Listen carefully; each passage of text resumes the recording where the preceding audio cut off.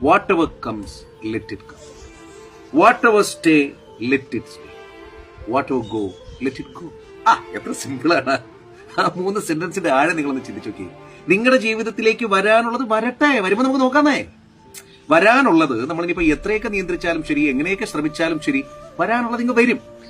വന്ന് കഴിഞ്ഞാൽ പിന്നെ നമുക്ക് ഒളിച്ചോടാൻ പറ്റത്തില്ലല്ലോ, നമുക്കത് ഫേസ് ചെയ്തല്ലേ പറ്റുള്ളൂ. അപ്പൊ വരാനുള്ളത് വരട്ടെ പ്രിയപ്പെട്ടവരെ, വന്നിട്ട് നമുക്ക് നോക്കാം. രണ്ടാമത്, എന്താണോ സ്റ്റേ ചെയ്യേണ്ടത്, അത് വ്യക്തികളാകട്ടെ, അതല്ല ഒരു സംഭവമാകട്ടെ, എന്ത് തന്നെയാണെങ്കിലും സ്റ്റേ ചെയ്യാനാണെങ്കിൽ ലെറ്റ് ഇറ്റ് സ്റ്റേ. അവിടെ നിന്നോട്ടെ. ഒരാൾ നമ്മുടെ ലൈഫിലേക്ക് വരിക, അയാൾക്ക് ഇവിടെ നിൽക്കണം, അയാളോട് നിൽക്കട്ടെ.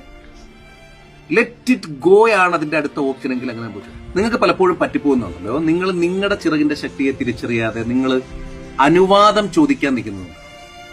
അതെന്തിനാണ്? നിങ്ങൾക്ക് ഇഷ്ടമുള്ള കാര്യങ്ങൾ, ഞാൻ പറഞ്ഞപ്പോ നിങ്ങളുടെ ഏറെ പ്രിയപ്പെട്ട, അല്ലെ നിങ്ങളെ ഒരുപാട് മനസ്സിലാക്കുന്ന നിങ്ങളുടെ ജീവിതത്തിലെ ഒരു പ്രധാന പേഴ്സണോട് ഒരു കാര്യം ഇൻഫോം ചെയ്യണം എന്ന് പറയുന്നത് 100% ശരിയാണ്, നിങ്ങളോടും അങ്ങനെ ചെയ്യണം. പക്ഷെ ഞാൻ എന്റെ ഒരു ഇഷ്ടം ചെയ്യാൻ ഞാൻ മറ്റൊരാളുടെ അനുവാദം ചോദിക്കുകയാണെങ്കിൽ ഐ എം കണ്ടീഷൻഡ് എന്നല്ലേ എന്റെ അർത്ഥം, അല്ലെ? ഞാൻ കണ്ടീഷൻ ചെയ്യപ്പെട്ടിരിക്കുകയാണെന്നല്ലേ എന്റെ അർത്ഥം. ഞാൻ ആരെയാണ് ഭയക്കുന്നത്, അല്ലെങ്കിൽ ആരെയാണ് ഭയക്കേണ്ടത്? നിങ്ങളുടെ ജീവിതത്തിന്റെ പ്രധാന ഉത്തരവാദി, നിങ്ങളുടെ വിജയത്തിന്റെയും നിങ്ങളുടെ പരാജയത്തിന്റെയും ഉത്തരവാദി നിങ്ങളാണെന്ന്, വേറെ ആരും അല്ല. അതുകൊണ്ട് തന്നെ പറക്കാൻ, അല്ലെ നിങ്ങളുടെ ഒരു ഇഷ്ടം ചെയ്യാൻ നിങ്ങൾ ആരുടെ അനുവാദം ചോദിക്കണ്ട, ഇൻഫോം ചെയ്താൽ മതി. അതുപോലെ തന്നെ നമ്മൾ അങ്ങനെയൊക്കെ അനുവാദം ചോദിച്ചൊക്കെയാണ് നമ്മൾ പറക്കാൻ പോകുന്നതെങ്കിൽ സ്വാഭാവികമായിട്ട് നമ്മുടെ ചിറകിലുള്ള ആത്മവിശ്വാസം പോകില്ലേ, നമ്മുടെ കഴിവുകളെ നമ്മൾ മറന്നുപോകില്ലേ. ആകാശം ആർക്കും സ്വന്തമല്ലെന്നേ, നിങ്ങൾക്കും കൂടി അവകാശപ്പെട്ടതാണ് ആകാശം. നിങ്ങളുടെ കഴിവുകളെ ഒരാളുടെയും അനുവാദത്തിന് വേണ്ടി കാത്തുനിന്ന് അതിനെ ഇല്ലായ്മ ചെയ്യേണ്ട കാര്യമില്ല.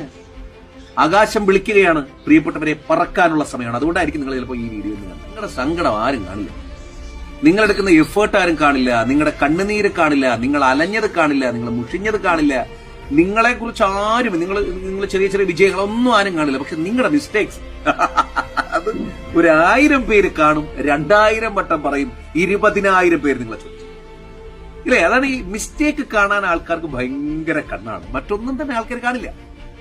അപ്പൊ എന്ത് ചെയ്യും? അത് അവിടെയാണ് അതിൽ നമ്മൾ മനസ്സിലാക്കേണ്ടത്. അവരങ്ങനെ കണ്ടോട്ടെ, ഒന്നും ചെയ്യാൻ പറ്റത്തില്ലെന്നേ, അവരങ്ങനെ കണ്ടോട്ടെ, അവരുടെ കൾച്ചർ അങ്ങനെ മനസ്സിലാക്കണം. നമ്മൾ ഒരിക്കലും ആ പോയിന്റിൽ ബോധറായി ഇരിക്കരുത്. നമുക്ക് ചെയ്തു തീർക്കാൻ 1500 കാര്യങ്ങൾ വേറെ കിടക്കുകയാണെന്നുള്ളത് സ്വയം മനസ്സിലാക്കണം. നമ്മൾ നമ്മുടെ വഴിക്ക് പോകണമെന്നേ. ഒരാൾക്ക് നമ്മൾ നിന്നു കൊടുക്കേണ്ട കാര്യമില്ല. നമ്മളെന്തിനാണ് മറ്റൊരാൾക്ക് കണ്ടീഷൻ ചെയ്യാനായിട്ട് ചെന്ന് ബലിയാടായി കൊടുക്കുന്നത്? ഒരു ചുവന്ന പരവതാനി വിരിച്ച് നമ്മളെ ക്ഷണിക്കുന്ന ഒരു സംഗതിയൊന്നുമല്ല ജീവിതം. ആ ചുവപ്പ് പരവതാനി നമുക്ക് മുമ്പിൽ ജീവിതത്തെ കൊണ്ട് വിരിച്ചിടിപ്പിക്കുക എന്നതാണ് 5ാമത്തെ പോയിന്റ്. അതിനുള്ള എഫേർട്ടാണ് നമ്മൾ. നിങ്ങളവിടെ പറ്റുക ചെയ്യും. നിങ്ങൾ കിടിലമാണ്. നിങ്ങൾ ആദ്യം നിങ്ങളിൽ വിശ്വസിക്കും, എന്നിട്ട് അങ്ങോട്ട് ഇറങ്ങി അങ്ങ് ജീവിച്ചേ, മനസ്സറിഞ്ഞ് ജീവിച്ചേ. ഏറെ പ്രിയപ്പെട്ടവർക്ക് ഷെയർ ചെയ്യും, ഫോളോ ചെയ്ത് കിടക്കരുത്. വരകട്ടെ.